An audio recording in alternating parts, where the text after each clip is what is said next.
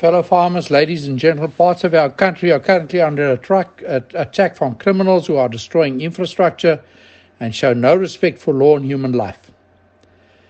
We find that with the reports we've received of arson and large-scale plundering taking place in KwaZulu-Natal, food security is at risk and must be protected.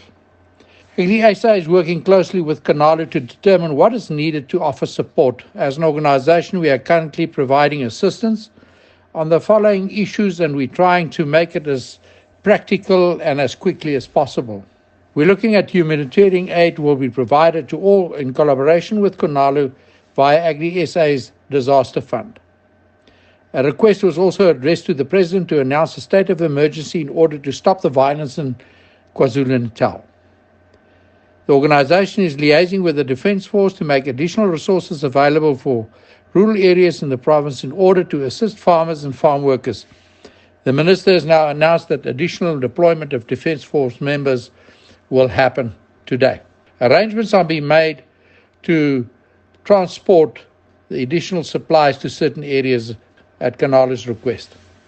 The organization will also call on the police to assist in protecting rural areas with the necessary urgency. Guidelines for dealing with the civil unrest and public violence have been available to all provincial affiliates.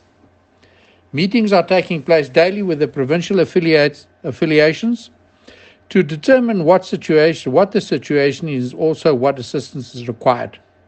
This morning we also had a meeting with 7 of the ministers, cabinet ministers of our government, and an effort to liaise and make it possible to do damage control as far as possible and to get the N3 open so that we can facilitate the transport of foodstuffs and the transport of agricultural produce to the Durban harbour as quickly as possible.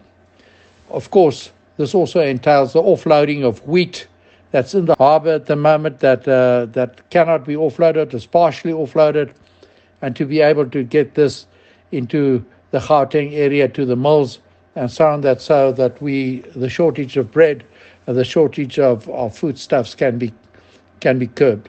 Ladies and gentlemen, we are aware of the uncertainty on the part of our members and urge them to communicate with their provincial affiliates regarding further information needed.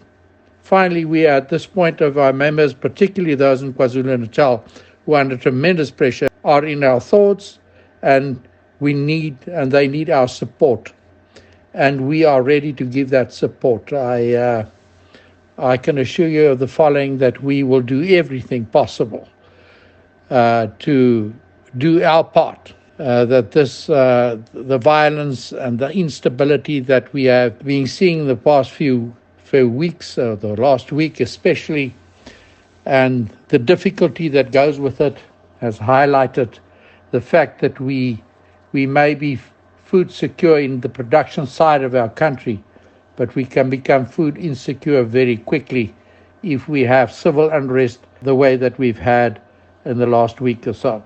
I think it's also necessary for us to say that we will have to collaborate with government at the highest possible level, that we have to find the solutions, and it can't take weeks. It must be done before the weekend, as soon as possible, because we have perishable products. We are very aware of the fact that the export of our agricultural products to overseas markets are under threat, and that the Durban harbour plays a pivotal role as far as this is concerned. Finally, from my side, I want to say, let's hang in there as farmers. Let's do the best we can, because that's all we can do. And Agri SA will do the best we can to see that at the highest level possible, we do the negotiation, we convey to government the seriousness of the situation in agriculture. And I want to assure you that we did this very well this morning. Thank you very much.